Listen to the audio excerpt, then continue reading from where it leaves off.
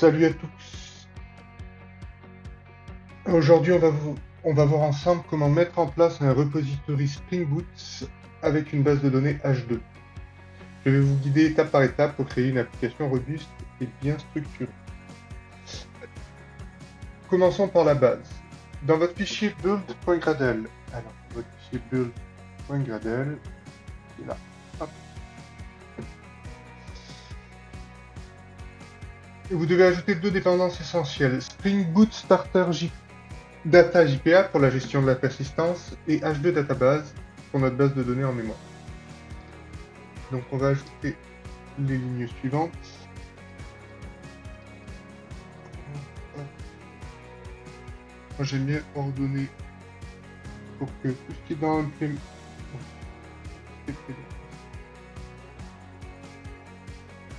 donc on a JPA pour la persistance et H2 pour l'exécution. Runtime only, parce que on a besoin de la base de données uniquement pour l'exécution. Donc on fait un clic droit, Gradle, refresh Gradle project, et hop, ça nous met à jour le projet Gradle. Maintenant, on va configurer la base de données, direction le fichier application.property. Donc dans source, main, resources. Donc on va ajouter les propriétés essentielles de notre configuration. C'est celle-là.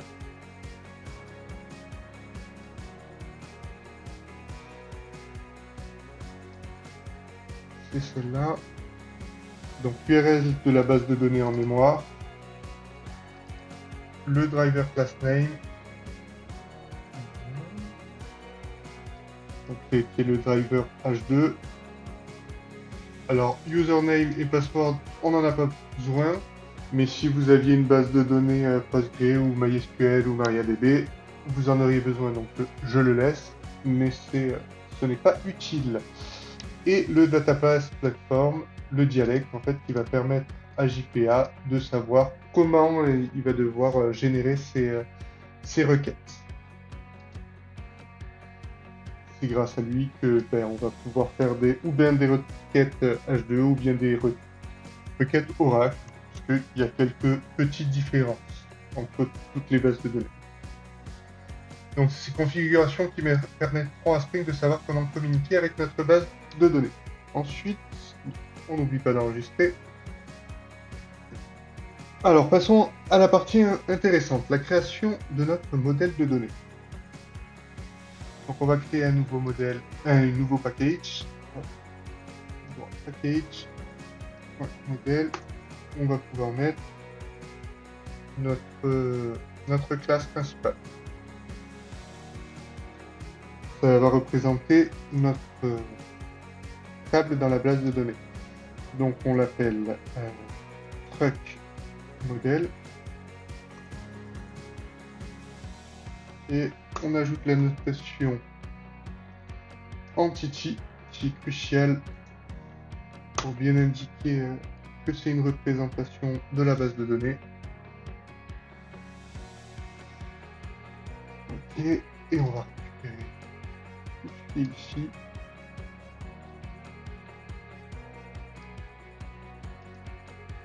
En fait, parce que là on fait du 1 pour 1, mais c'est pas forcément le cas.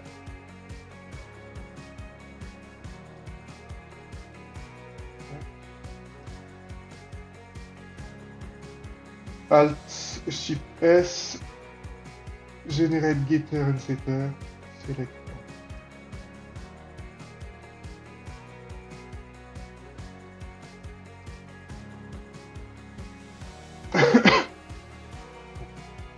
Column. Alors, on va mettre new label false, ça veut dire que Brandt ne peut être nul. Et là, alors c'est juste pour vous montrer. Et là, on va mettre unique à tout. Donc le nom doit être unique. Là, on indique que c'est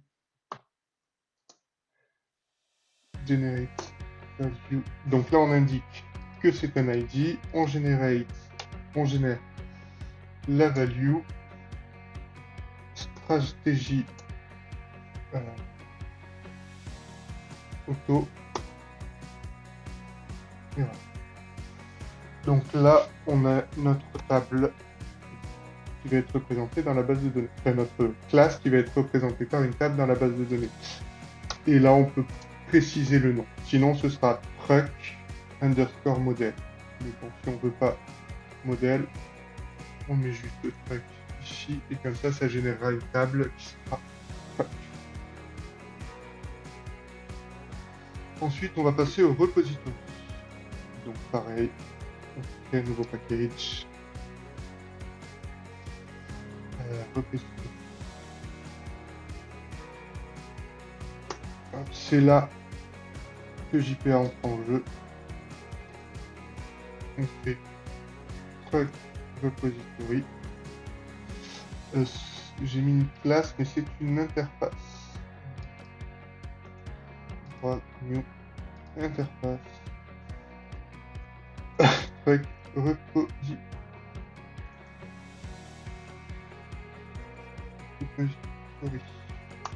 Hop. Elle extend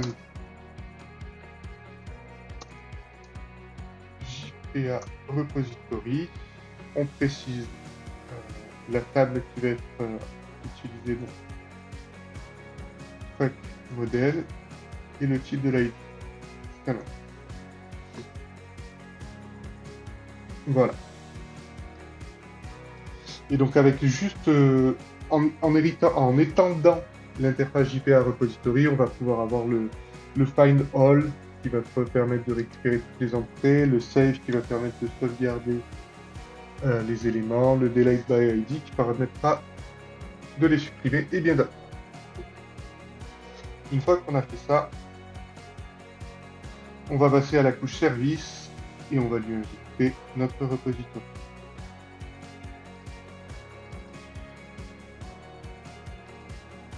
Ok, on est là, on supprime les références à map. Ce qui est important là, c'est de savoir qu'on va utiliser le DTO, donc le Data Transfer Object, pour séparer notre couche modèle de ce qu'on expose à l'extérieur. C'est une bonne pratique qui évite les problèmes de sérialisation et permet de contrôler ce que l'on expose. Par exemple, si on a une classe, une table user avec les passwords, on va pouvoir filtrer le fait qu'on n'envoie pas les mots de passe à l'interface. Et ça va permettre de faciliter l'évolution de notre API.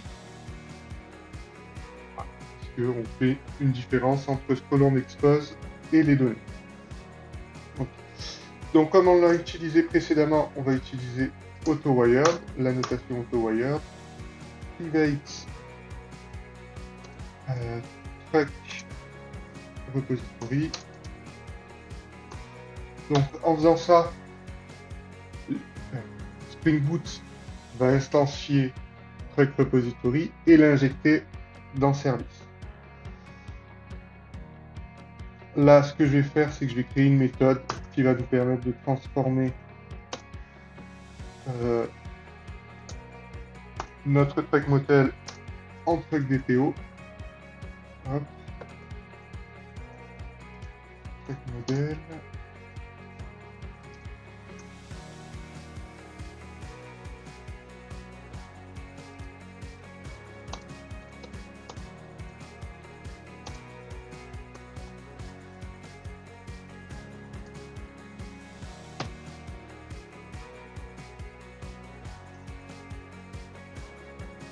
On fait que copier l'un dans l'autre.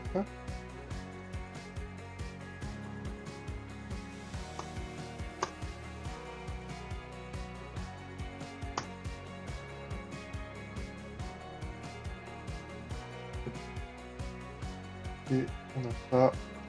On fait la même chose pour le modèle.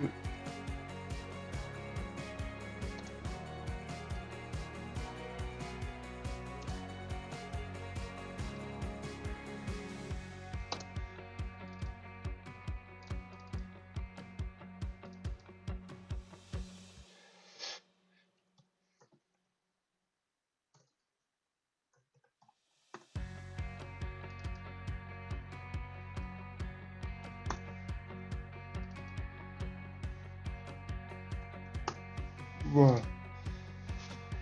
Ce qui va nous permettre de transformer le modèle en DTO et le DTO en modèle et de l'utiliser ici par exemple. Donc, sans avoir à réécrire à chaque fois. Find all, stream, map, tac. Là, on transforme en DTO.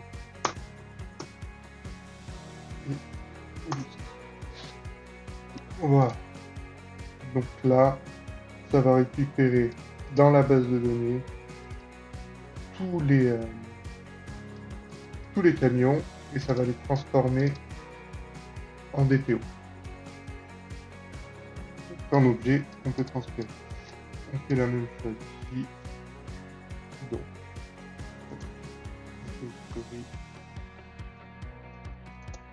save. Là, on a besoin du contraire.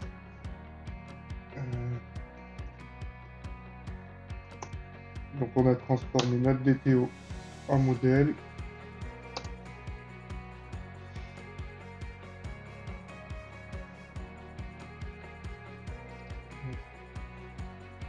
Pour l'update, on fait la même chose.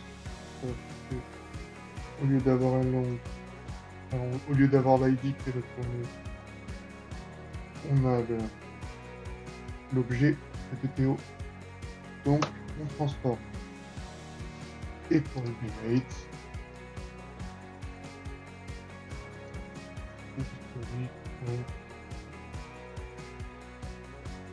delete by ID, hop, et on retourne tout.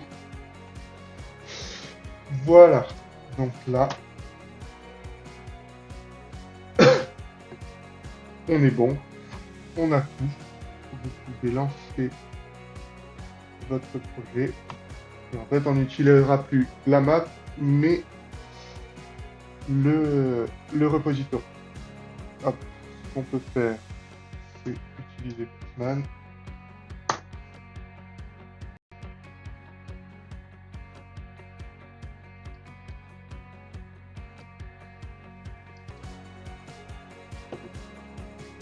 Allez, désolé, j'ai eu un petit problème avec Postman. Ok, donc on ferme. Hop. On a un tableau vide. On peut créer une, deux. Ah oui, non. On a mis notre name qui doit être unique. Donc, voilà.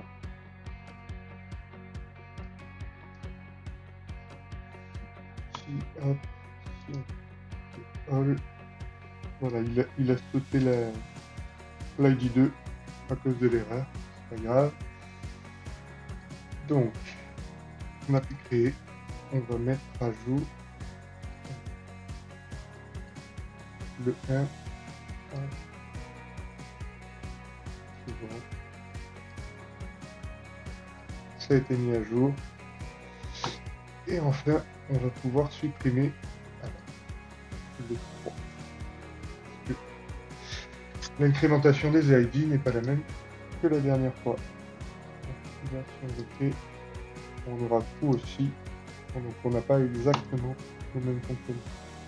Et voilà, ça fonctionne bien. Donc et voilà maintenant une application Spring Boot avec une base de données H2 configurée, un modèle de données, un repository pour gérer vos données, une séparation entre vos modèles et vos DTO.